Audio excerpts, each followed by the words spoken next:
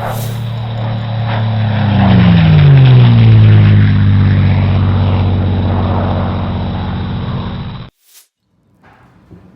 good evening. So as I sort of alluded to, it was the Duxford Battle of Britain September airshow day. So I took Rafe along and the missus and went out on a lovely day, but unfortunately rain stopped playing in the middle of the afternoon and we sort of called it quits. But as always, I had a wander around the stalls. It seemed to be a decent selection there this time, with lots of the regulars there in terms of Jeff Noble and Bob Oddy, as well as Aviation Retail Direct, plus 2 or 3 other stalls that had a little bit of die-cast on. I ended up picking up 4 aircraft by 4 different manufacturers. So first up, I picked up the Blue Diamonds Hawker Hunter by Corgi. Secondly, as I've sort of touched upon before, the DAgostino Japanese aircraft collection. This one is a Nakajima B5N, otherwise codenamed Kate, so a dive bomber from Carrier. At the bottom here is a lovely Dragon Warbirds ME109E1, depicting an aircraft of JG26 in 1940. And finally, a nice Marine Saulnier MS406, representing an aircraft in 1941 in Nîmes in France. So 4 very different aircraft there, and that was made by Warmaster, sorry. For those who have been, I think Legends has been out-legended, if there is such a term. I think September show was absolutely fantastic. Great selection of aircraft, very obviously it was a warbird show pretty much rather than 2 jets, but fantastic spectacle. The opening sort of salvo, which was a Battle of Britain movie scenario involving 4 Bouchons acting as ME109s, 4 Hurricanes and 3 Mark 1 Spitfires, was absolutely sensational. A few things obviously got curtailed due to the weather, but the movie theme seemed to really work. You know, the Memphis Belle theme going as Sally B coming escorted by P47. You know, I had hairs on the back of your neck standing on end. So I'll go for each and every one individually, and I'll get them all out to have a look. So here they are, all out the box. Apologies, I've not put all the bits and pieces on them. So as you can see with the Hunter, I usually like sort of wheels down, but rather than muck around getting all the bits and pieces out and put them all back again, I thought I'd go for a very quick solution. So just a quick overview of all 4 together, and we'll just go through each and every one.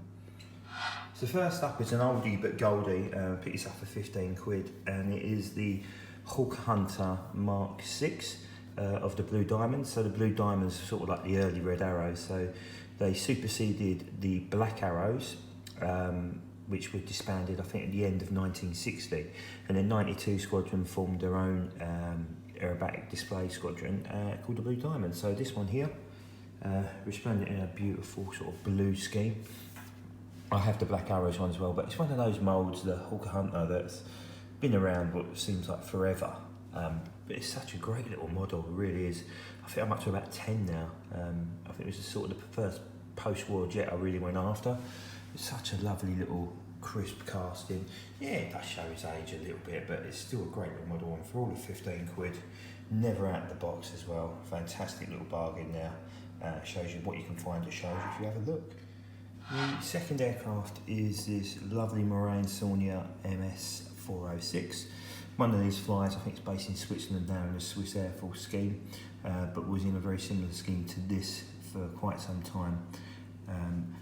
This is the first carnation of Warmaster before they become Solido Warmaster, so it's the old XA mould, and as you can tell by the paint scheme, decent paint scheme, a little bit of weathering there in the gun ports,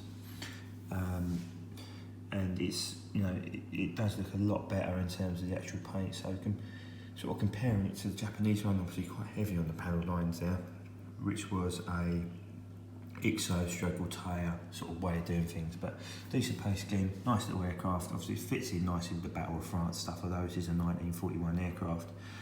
Still fits in nice with the other French fighters I have. Would be lovely to see a Curtis Hawk at some point done in, or a Hawk 75 done in French markings. So if anybody wants to do it, please do.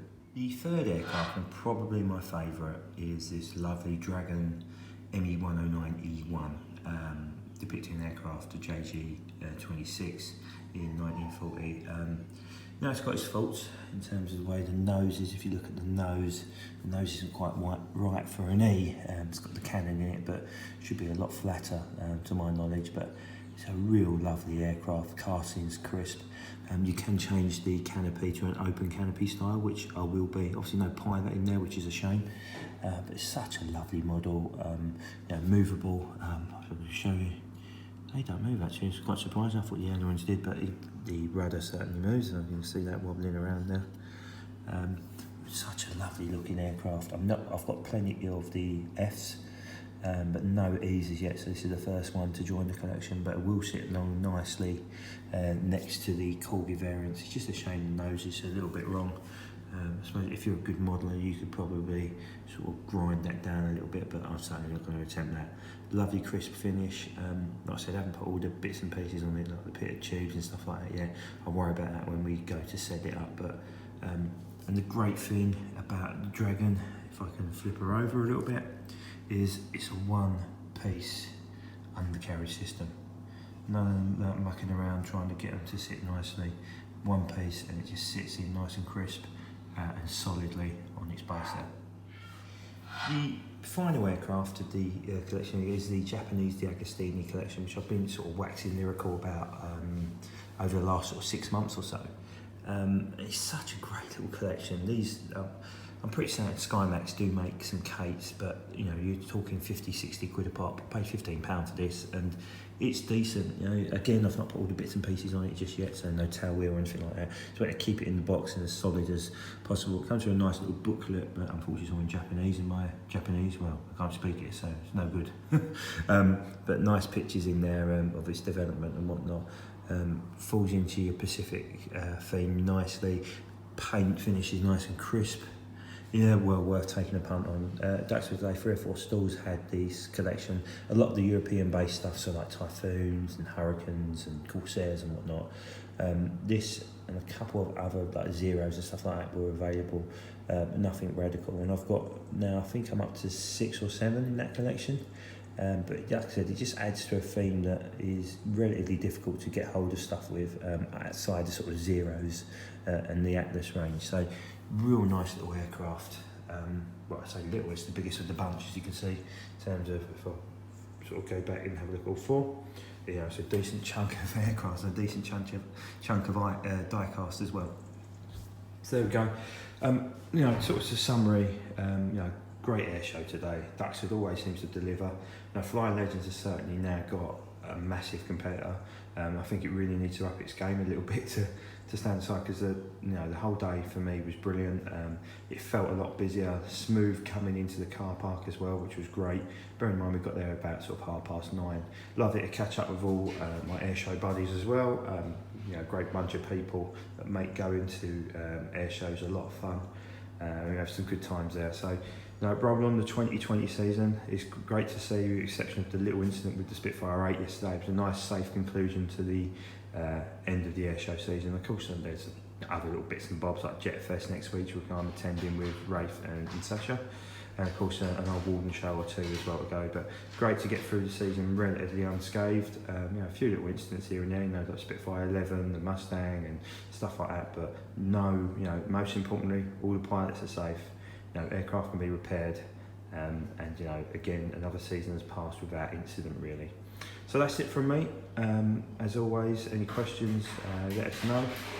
Thanks for continuing to watch and support us, and I hope you have a great evening. Take care.